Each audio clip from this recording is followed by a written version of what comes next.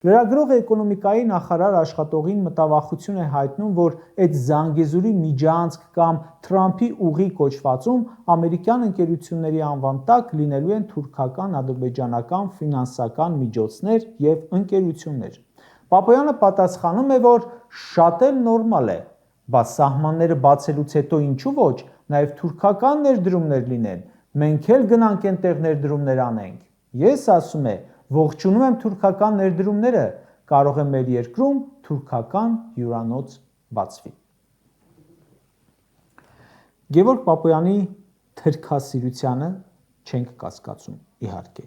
բայց այս հայտարարությունն էլ է աղմուկ բարձրացրել Հայաստանում, շատ հասկանալիորեն, որովհետև նա նախարար է աշխատում, այն էլ էկոնոմիկայի, թուրքերին հնարավորություն տվող ոլորտ է համակարգում։ Սրանք քանի անգամ էլ գովեն թուրքերին, մեկ է, անսովոր է ժողովրդի ականջներին, ամեն անգամ վեր են թռչելու։ Ժողովուրդ ջան, այո, թուրքական ներդրումները գալու են, թուրքերը Հայաստան լցվելու են սրանց պարագայում։ Պատկերացրեք, վաղը հանկարծ հաստատվեն դիվանագիտական հարաբերություններ, դեսպանատուն բացեն,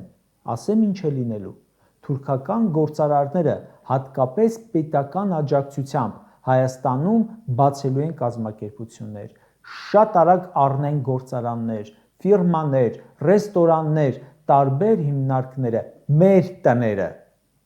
Նիկոլը ուրախանալու է, ասելու է երկնիշ աճ կա։ Պապոյանը ուրախ վիճակագրություն է հաշվելու, թե քանի բեռնատար մտավ Հայաստան ու դուրս եկավ։